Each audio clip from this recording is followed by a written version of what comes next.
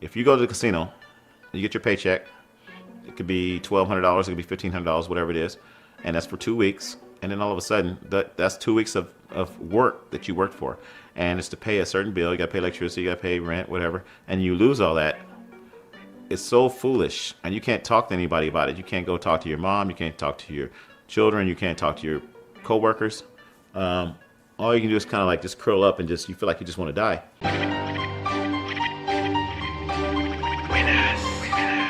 Urban style individual. What's up with y'all? Hopefully this video finds you in good spirits, and if not, well, at least you not DSP. And this is part 2 and the conclusion of this portion of the Tony McDew story.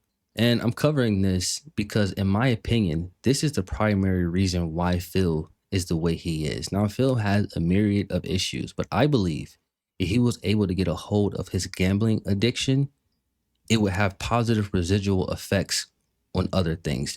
And before we get into the video, I want to give a special shout out to all the members, all the subs. The reaction to this channel, like I said before, has been crazy. I know I don't always bring it up, and it's not because I don't care, but I know it's because we're not here for that, right? We're here for the content. So let's get into it. There's the tripod. I will be back to get it next week. And here I am at the Super Pawn facility. Later on, I got into title loan. Title loan is where you pawn your car. So I did that. If you continue to use that system and think that the casino is going to give you that money back to pay those guys, that's where you're wrong. And now you see how things often get worse before they get better. Now he's in a worse condition now than he was before. Now the brother's essentially trying to rob Peter so he can pay Paul. That's where I made my mistakes, thinking that the casino was going to give me that money, pay back the pawn shop, and I'm losing a lot of my valuables. Like I said, they just gave me $200. No questions asked. It's emergency money if you need it. And right now, it was an emergency money. Right now, I'm gonna head back to the Palms. I don't want to really head back to the Palms. I'm starting to hate the Palms more and more. I'm actually embarrassed most of the time when I don't hit anything, when I lose my money, like I lost the money today. I lost money yesterday. I'm very embarrassed. Spraying this water on my face right now, this is very embarrassing. But hey, I don't have air conditioning. But once again, I've got Tony from Cali's Astrovan air conditioning. That's what I wrote on the bottom. Now you notice he said he got some emergency money, but you also heard that he said he was on his way back to the Palms, aka the casino. So you notice what he calls an emergency? It's crazy. Tony from Cali's Astrovan air conditioning. So without this bottle of water right now, I don't know if I would be able to, I would probably pass out. I had co-workers and friends to tell me to don't go, and I would go back and I'd spend the money and I would lose it. And then I'd go back to work, and then the co-worker said, "Did you go?" And I would just feel lower and lower and lower and lower because I didn't want to tell him. A lot of times I would lie to him and tell him, no, I didn't go. And I really did go. So it was a moment to where you start lying to people, you start covering up your mistakes because you don't want people to look at you a certain way. Tomorrow I might have $2 in my pocket, I might have 50 cents, and I'm just surviving. I'm just, still trying to survive like everybody else. Sometimes I do stupid stuff, stupid things. Sometimes I do things that are kind of cool. But it's life, I'm not going to go out and kill myself and hang myself, although I've thought of that because of some of the things I've done. So this is Tony essentially pep talking himself. He's trying to work himself up into continuing this vicious cycle that he finds himself in. And we see this behavior a lot with Phil, and not just Phil, but many addicts. They believe that they're driving the ship, all the while whatever they're addicted to is the one that's in control. You want to beat yourself up, you want to crucify yourself, but you can't do that. So here we are at the Palms once again. This is the second time arriving here. I arrived here with $240 earlier. I spent the $240. We're gonna come back over here, basically try to find a parking spot and get back into our same routine, except for losing.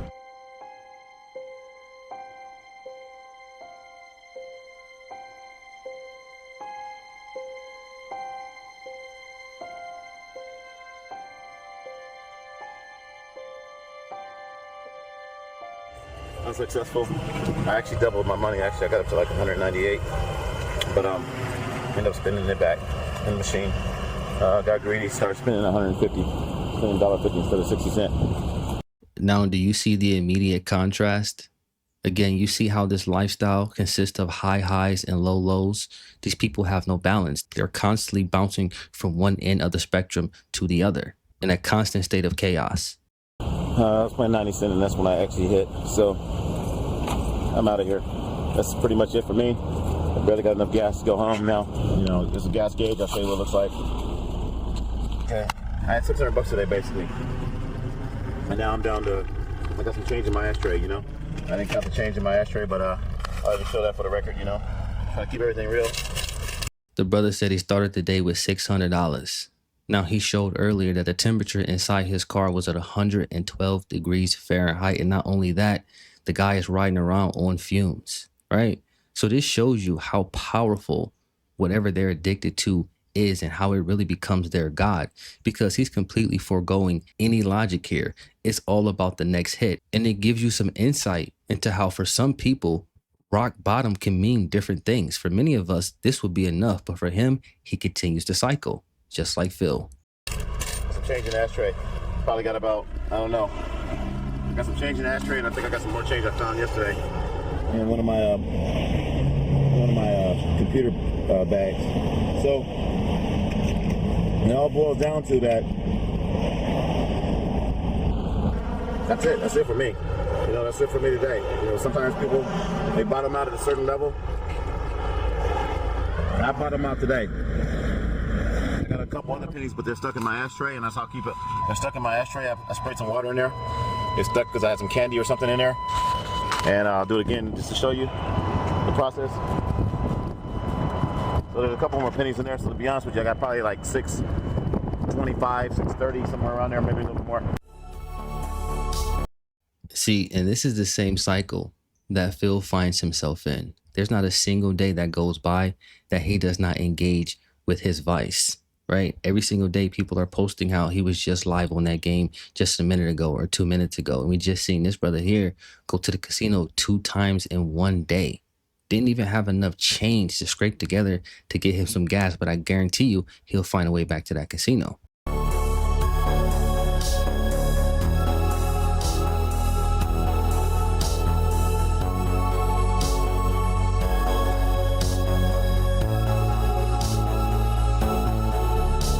Now, I want you to pay attention to the utter disgust that was on his face. He really is feeling it. And I think this is what drives them to go back, because they feel like if they make it big, because it's just around the corner, right? Them hitting it big is just around the corner. It will somehow nullify all the times they walked out with nothing in their pockets. They just keep chasing it and keep chasing it, and it never comes.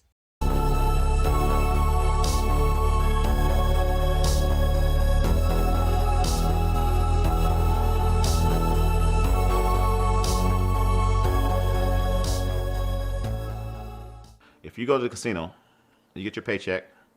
It could be $1,200, it could be $1,500, whatever it is, and that's for 2 weeks. And then all of a sudden, that's 2 weeks of work that you worked for, and it's to pay a certain bill. You got to pay electricity, you got to pay rent, whatever, and you lose all that. It's so foolish, and you can't talk to anybody about it. You can't go talk to your mom. You can't talk to your children. You can't talk to your coworkers. All you can do is kind of like just curl up and you feel like you just want to die. This thought process that he's describing here is very indicative of people who are struggling with this. You know, they've alienated the people around them so they can no longer have those conversations, primarily because those people are telling them that they should stop doing the things that they're doing. So when it ends up happening, they have no one else to speak to, so they end up speaking to themselves. And in the same ways they try to manipulate other people, these inner conversations that they have with themselves, they start manipulating themselves. Anybody who's been around an addict, they know how manipulative they are. But the key component here is that they're also manipulative to themselves, because why else are they keeping up this cycle? The cycle continues because they're lying to themselves. And I would just come home and just go to sleep. I got a blindfold, put my blindfold on, and just kind of curl up, go to sleep. I would pray about the situation. I pray to God and just try to, that God take me away from the situation. I lost about $35,000. It would have been nice to win that. And after I looked at it and added it up, it was like, no more. Well, and I know some people get in a tizzy when people talk about God or the Bible or what have you, whatever. That's your business. But God is not a personal genie. You know, you're going to have to do some things in order for things to go your way. You cannot possibly think you could be sitting on a couch, sitting around wishing upon a star and something good is just going to happen to you. You need to be thinking about what you're doing to also make that happen. After going through that, I had my fun. I had my greediness. I had my downs, my losses, and now it's like, I don't even want to deal with it anymore. My whole concept on gambling is, you know, leave it alone if you don't really need it. And I tell people I don't encourage, you know, not even going and putting in even a couple dollars because you can get hooked easily. You know, I got hooked on $5. I'm now at the point of not gambling anymore. I've successfully stopped. It's in the past.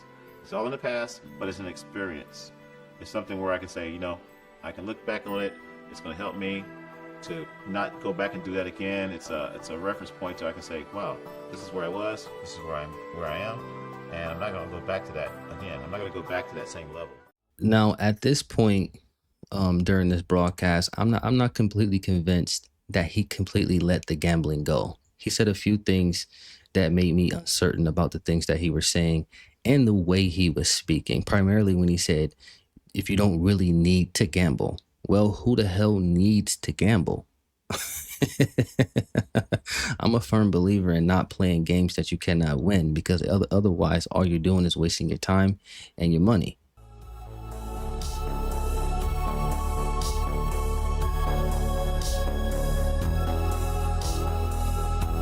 I'm Tony McDew, and I'm homeless in America. Vehicle, it's a nice vehicle. It just has some problems. It doesn't run right now.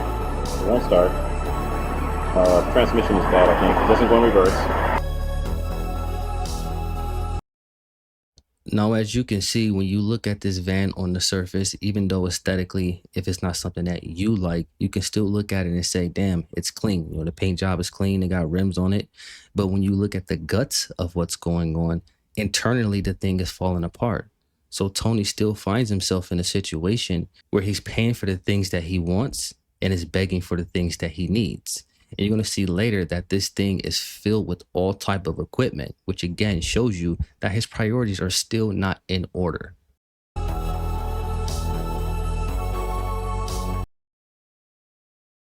This is the picture right here that I was speaking of. You know, this is a bunch of broadcasting equipment. Now, I'm not privy to how much these things cost, but I'm pretty sure it's not cheap. But y'all let me know.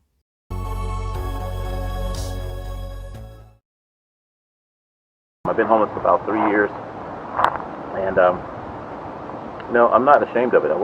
You know, I guess we all have some type of I guess I am ashamed sometimes, you know, but I'm not. You know, things happen. I lost my job, you know, almost 3 years ago, 2015. I think it was November 2nd, 2015. I happen to remember that. Yeah, I lost my job, so I pretty much lost a lot with that. You know, I lost my house, I lost my van, I had a car, I lost the car, I had storages, I lost my storages, and I got some of my belongings. I'm 54 years old, so I've been around for a long time. I've been married, divorced, you know, the whole 9 yards. Now, if you look at how this is filmed, when they transition into the segment that you just watched, they were presenting it as if he was in a better position than he was before. But now he was homeless. At least when he was gambling, he had a roof over his head and a vehicle that he could drive. So I would argue that he's in worse condition now than what he was. Hey everybody, your boy Tony from Cali. I'm back. I just want to say, hey, about ready to start my night here. I'm out here in the courtyard of UNLV. Let's just show you what's going on. Got tables in the background. You can see there's absolutely no one here. Okay, no one is here. They just shut down. They shut down at 11 o'clock. I'm on Wi-Fi right now. I'm using their Wi-Fi, but their Wi-Fi will be good only until midnight. So that's okay. I got plenty of movies to watch, all that kind of stuff. Believe me, I got hard drives. I got like 8 terabytes with me right now. So I'll be watching stuff and whatever, chilling. I got the broadcaster parked over there, right behind that pillar right there. So I got it kind of facing in. That way the wind doesn't hit me that much, because it's going to get windy. It's definitely going to get windy tonight. So this is a camp out. You know, I never went camping when I was a kid. I never went camping, hanging out. I never slept in tents and things like that. So this is like my adventures, okay? This is Tony from Cali's adventures. And I know I'm going to sound a little harsh here, but no, this is Tony lying to himself. Something is seriously wrong with you if you're trying to convince yourself that you sleeping outside of a store is somehow a good thing.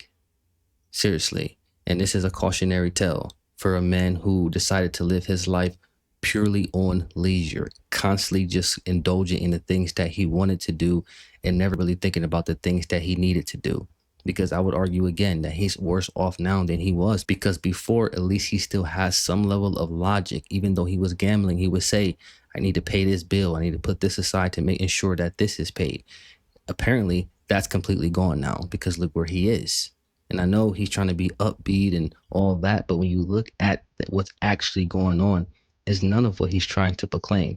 I'm just kind of just like camping out. Most guys go out to they go out to Mount Charleston and they camp out and they put up a tent and light a fire and all that kind of stuff. So this is my way of camping out. Okay, this is probably the extent of that. I'm not trying to sleep on the ground. I'm not trying to be walking around and begging people for food and all that kind of stuff with signs and all that kind of stuff. I just do my thing. I broadcast. So once again, I'm here and we're gonna do a quick food review here. So you guys just bear with my cinematography here for a minute.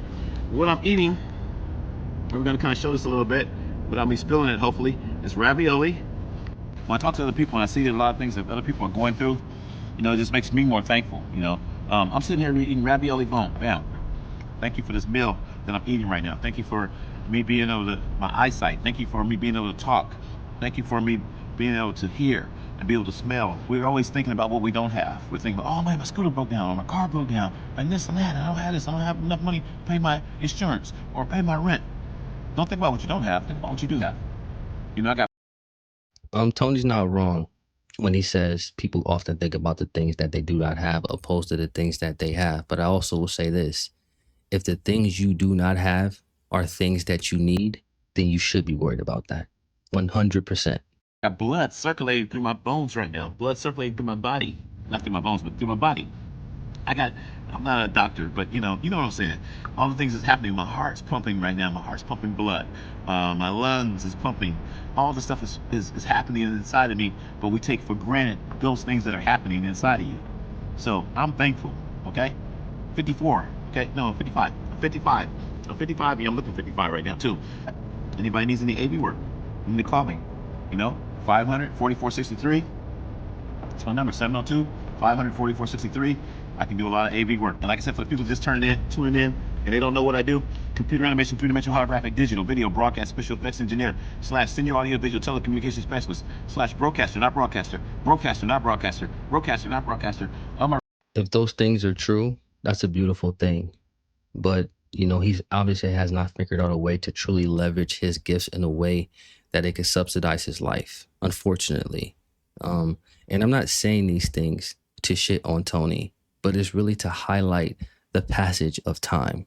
Because no matter what you do with it, it's going to pass. So what are you going to do?